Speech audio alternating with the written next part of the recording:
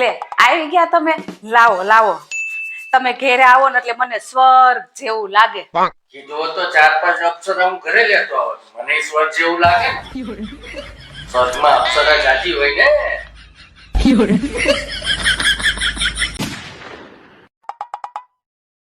હાલો હું જાઉં છું હો. આરામથી અકાવજે. પણ હું ગાડી લઈને નથી જાતી. અરે હું ગાડીની વાત નથી કરતો, હું તારા જીબડાની વાત કરું છું. હું તો સાંભળી લઈશ પણ બીજા સાંભળશે નહીં ને ઉલટી મારશે. મારી પ્યારી બહેનો, તમે ખુશ રહ્યા કરો. પોતાના માટે તો નહીં, કમસે કમ એના માટે જે તમને ખુશ જોવા નથી માંગતા.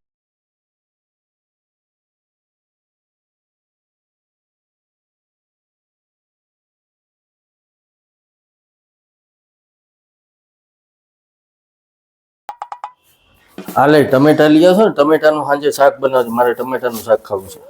ટમેટાનું શાક કઈ નહીં થાય. કેમ, તું તો કહેતી હતી ને લગ્ન પહેલા કે હું તો બધુંય કરીશ. એ બધુંય કરીશ એમ કીધું તું, તમારું કીધું કરીશ એમ નતું કીધું. ચકુ, આપણા ઘરમાં ડેટોલ છે? હા છે ને. તો એક કામ કર, હાથ ધોઈને મારી માટે ખાવાનું કાઢ. જ્યારે હોય તો નાકમાં આંગળા નાખીને ઘાટના હીરા જ બનાવતી હોય.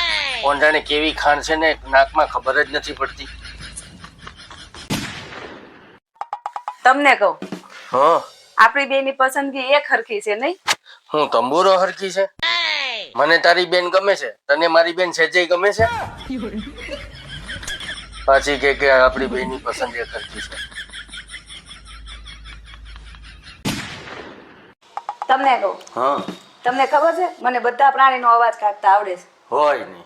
હા, હવે એક કામ કર, નાગણનો અવાજ કાઢીને બતાવતો. હવે નાગણ ક્યાંય અવાજ ન કરે. ક્યાંય સાંભળ્યો છે નાગણ અવાજ કરે? કાઢે હવે.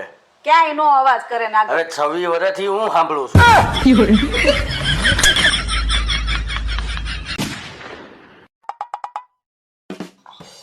આયા નહીં, આયા કરવાનું. હું હવે તારાથી છે ને એટલો કંટાળી ગયો છું, મને એવું થાય છે કે ભગવાન મને ઉપાડી લે તો સારું. ભગવાન એને રહ્યા દે છે, પેલા મને ઉપાડી લે. હા ભગવાન, પેલા એની ઈચ્છા પૂરી કરી દેજો.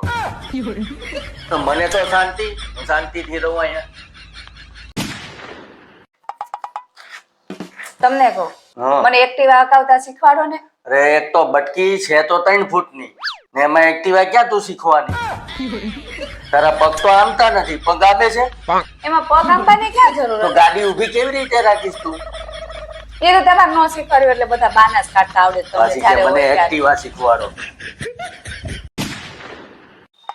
હે ચકુ, શુભચિંતક કોને કહેવાય?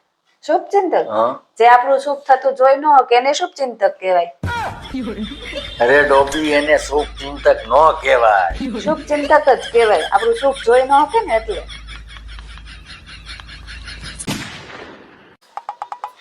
કેમ ચકુ ટેન્શનમાં બેઠી છો? આ તો ટેન્શનમાં જોઉં ને, મારી ફેમિલીમાં કેટલા પ્રોબ્લેમ હાલે છે. તારી ફેમિલીમાં પ્રોબ્લેમ નથી હાલતા, તારી ફેમિલી જ પ્રોબ્લેમ છે. એક નંગ ભર્યા છે તારી ફેમિલીમાં. તમને તો કઈ વાત જ ન કરાય. આખા ગામમાં તારી ફેમિલી લીધે પ્રોબ્લેમ છે, તારું ફેમિલી જ પ્રોબ્લેમ છે. મારે તમને કઈ કેવું જ નથી. તમારી ઉભા થઈને જાવ તો કઈ કેવું જ નથી. તમને કહું, હા, તમારા બાપાને કયો જમીનના ભાગ પાડી દે. હવે જમીન છે કેટલી? 1 વીઘો જમીન છે ને એમાં 2 ભાઈઓ છે. અમે એમાં અડધો વીઘો ભાગમાં આવે. એમાં શું વાવવાનું અમારે? વાવવાનું કઈ નહીં, વેચી નાખવાની. તો તારે બધું વેચાણનું જ કરાવવું છે અમારું?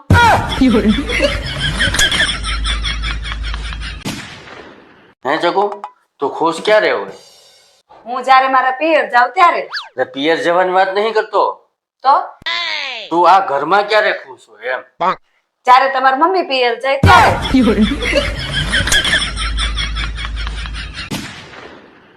હોળી આવે છે તો હું ખજૂર, ડાળિયા, ધાણી, કલર, પિચકારી બધું લેવા જાઉં છું. તો તારે કઈ મંગાવવું છે? ના, મારે કાંઈ મગાવવું નથી. કારણ કે અમે બોલીએ ને ત્યાં જ લોકો લાલ પીળા થઈ જાય, એટલે મારે એકેય કલરની જરૂર નથી. ઓય હિંમત હોય તો મારી યારે હોળી રમીને બતાવ. હું તો તમારી જિંદગી હારે રમી ગઈ. હોળી શું વસ્તુ છે? हरे रंग बरसे भीगे चुनर वाली रंग बरसे। સાંભળો છો, આજે જમવામાં કારેલાનું શાક છે. તને ખબર નથી મને કારેલાનું શાક નથી ભાવતું. રિયા ભાભી આપી ગયા છે. રિયા ભાભીએ મોકલાવ્યું છે. તો સારું, ચાલ આજથી કારેલાનું શાક ખાવાનું ચાલુ કરી દઉં. રિયા ભાભીએ મોકલાવ્યું છે. શકુ એક વાત કહું? હા બોલો ને. ખીજાતી નહીં. નો ખીજાવ, બોલો તો ખરા. મેં કાલે તારા પાકીટમાંથી છે ને 100 રૂપિયા જોયેલા હતા. તે એમાં શું કહેવાનું? પરમ દિવસે મેં તમારા પાકીટમાંથી 500 રૂપિયા લીધા હતા. મેં કીધું તમને? નો કીધું ને? એમાં શું કહેવાનું હોય? હવે તો એવું કહેવાનો ટાઈમ આવી ગયો છે કે હોળી જેવું તો કાંઈ લાગતું જ નથી. હોળી તો અમારા જમાનામાં રમતા. જા જા તારું કામ કર. એક વાત યાદ રાખજો, તમારા કરતા હું વધારે ભણેલી છું. તો પણ તું મારા ઘરે તો વાસણ જ ઉટકે છે ને.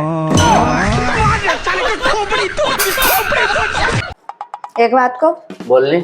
તમારી અડધી જિંદગી વહી ગઈ. તમે જિંદગીમાં કોઈ દી સફળ જ ન થયા. તે ઓલી કહેવત સાંભળી છે? કઈ? હરેક સફળ પુરુષની પાછળ એક સ્ત્રીનો હાથ હોય. એ સ્ત્રી જ હજી મને મળી. તું ચિંતા ના કર, હજી મારી અડધી જિંદગી બાકી છે. તું કહેતી હતી ને કે લગ્ન પછી તમે મને કોઈ દિવસ ગિફ્ટ લઈને નથી આપી. આજે હું તારી માટે ગિફ્ટ લઈને આવ્યો છું. શું લાવ્યા છે? મને ખબર છે ને ત્યાં સુધી તો ભલીવાર વગરની જ ગિફ્ટ લઈને આવ્યા હશો. તો રહેવા દે, મારે તને ગિફ્ટ જ નથી આપી. ના ના, બોલો ને. હું લાવ્યા બોલો ને. તારી માટે હું ચૂડલો લઈને આવ્યો હતો. ગઈમો? હું ગઈમો? મોઢા જેવો લઈને આવ્યા. ચપ્પલ લાવે તો બીજાના માપના હોય, બંગડી લાવે તો બીજાના માપની હોય, ડ્રેસ લાવે તો બીજાના માપની હોય. હું પહેરું કે રિયા ભાભીને આપી દઉં? તને નહીં તો રિયા ભાભીને, ગમે એને. આવ્યો તો ખરો ને. તો હજી હું પહેરું કે રિયા ભાભીને જ આપી દઉં? લાવ તો હું જ રિયા ભાભીને.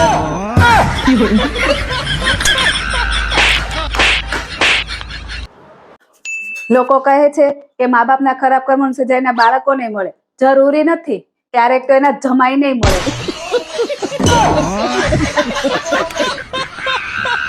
આ શું કરે ચકુ તું? ફ્રીજમાંથી ઠંડી હવા ખાવ છું. ફ્રીજમાંથી કઈ ઠંડી હવા ખાવાતી છે? તો એસી નો લઈ જાઓ તો ફ્રીજમાંથી ઠંડી હવા ખાવ ને. ક્યારના પંચાયત કર થશે તો. આ ભૂરા, જ્યારથી તારા ભાભીને હું પરણ્યો છું ને ત્યારથી તારા ભાભીએ અમારા ઘરને મંદિર બનાવી દીધું છે. મંદિર. હા. અને મને બનાવી દીધો છે મંદિરની બહારનો ભિખારી. ખાલી કાંઈ વધવા નથી દીધું. ખર્ચા જેના એટલા છે ને તે મારી વાત કાંઈ નથી વધ્યું.